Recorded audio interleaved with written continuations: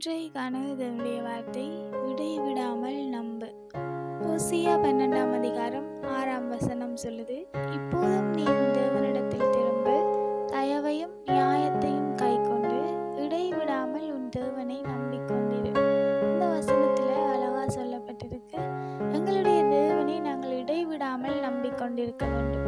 அதாவது நாங்கள் தேவன் மேல வைத்த நம்பிக்கை எந்த வகையிலையும் உடைந்து போய்விடக்கூடாது. தேவன் மேல நாங்கள் நம்பிக்கை வைத்தால் அந்த நம்பிக்கை கண்டிப்பாக உடைந்து போகாது. ஆனால் நாங்கள் ஒரு சில நேரங்களில் எங்களுடைய வாழ்க்கையில ஜெபிக்கும் பொழுது அதில் எந்த விதமான ஒரு மாற்றமும் இல்லை என்ற ஒரு சந்தர்ப்பத்தில் நாங்கள் அந்த நேரத்தில் நம்பிக்கையை விட்டு விடுகிறோம். உடனடியாக நாங்கள் அவிசுவாசமான வார்த்தைகளை கதைக்கிறோம், அவிசுவாசப்படுகிறோம், விசுவாசத்தை இழந்து போகிறோம்.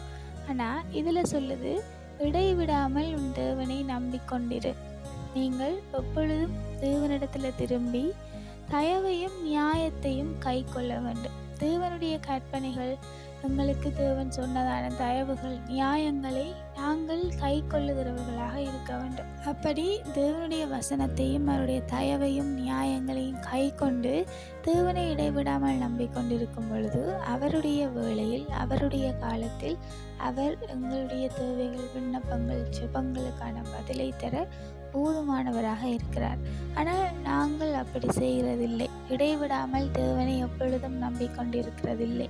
ஒரு சில நேரங்களில் அவிசுவாசப்படுகிறோம், தூற்றுகிறோம், தேவனை கேள்வி கேட்கிறவர்களாக இருக்கிறோம்.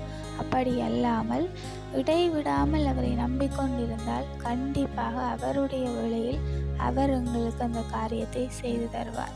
Have a full day.